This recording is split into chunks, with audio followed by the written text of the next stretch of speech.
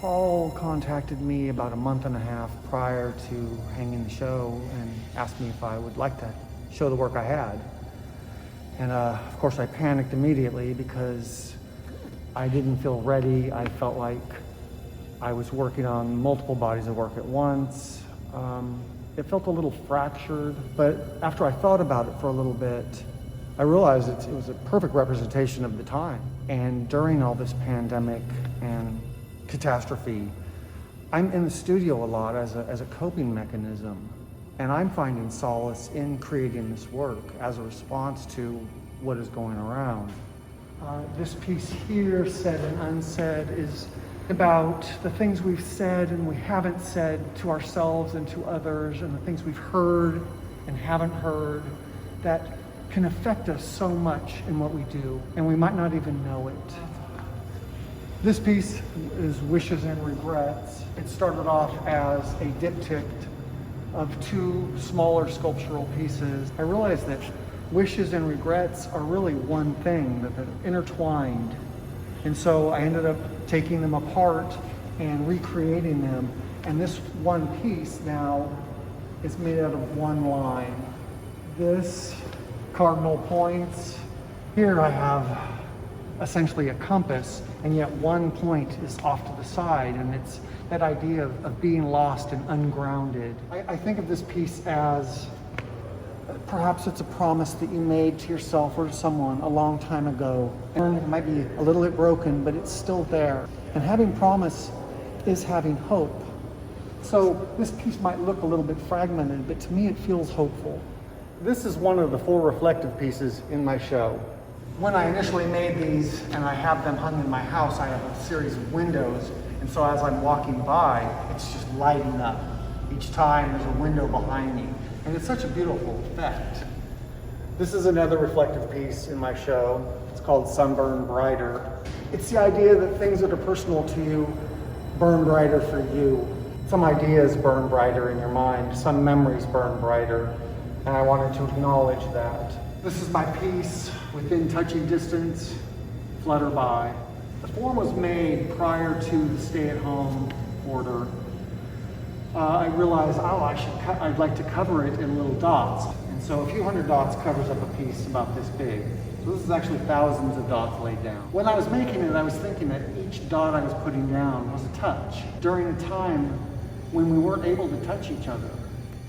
I'm going to say that when I was punching out the holes for this, then I am left with strips of reflective material. I started thinking about using those as an actual piece of things that can't be counted, whether it's memory or COVID and then Black Lives. George Floyd was killed, and I start learning about how many Black people have been killed. It's calling attention to the uncounted. This piece is called Unremembering. I was reading a book about the Black Plague, which took place in the mid-1300s, and I see us right now during our pandemic repeating a lot of what they had done.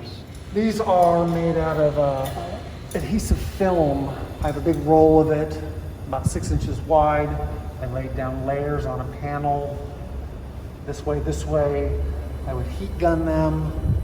I would roll them with a printmaking roller. I love the opacity and kind of reflective nature of this. That it's hard to see, and the future is hard to see right now, and we're in this time of uncertainty. This piece is called COVID, A History, and it's based upon my fears of us being unable to learn from the past. Actually, in the beginning of this whole pandemic, we're seeing pictures of the virus. It's quite beautiful. You know, it's a false color image, but nonetheless quite beautiful. And so I decided to make my own viruses. And so I've labeled each virus. This is COVID 2020, and then each year, 2026, 2027, 32. And so I come down to here and it's circa 2095. Obviously something goes wrong, but that's the end. I don't know what comes after. The line went dead, essentially.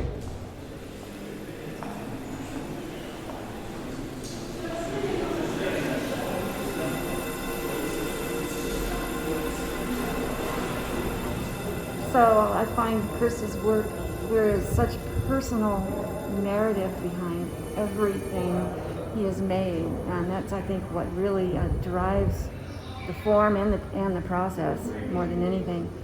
I'm so mesmerized by how he has transformed the raw material into something completely new. So all of his works have meaning and have storyline that I really find unusual. I also appreciate the level of detail and the meticulousness of his work. Every square inch, every material has been carefully considered. Chris Beards has a mind unlike anyone else. He has an amazing ability to think outside of any norm, to be able to come up with something that is unusual. Good. And What I hope that people will get out of this show is a sense of recognizing something that you've never seen before. That would feel like a win to me, that connection between me, something that I've made, and another person. And that is the power of art.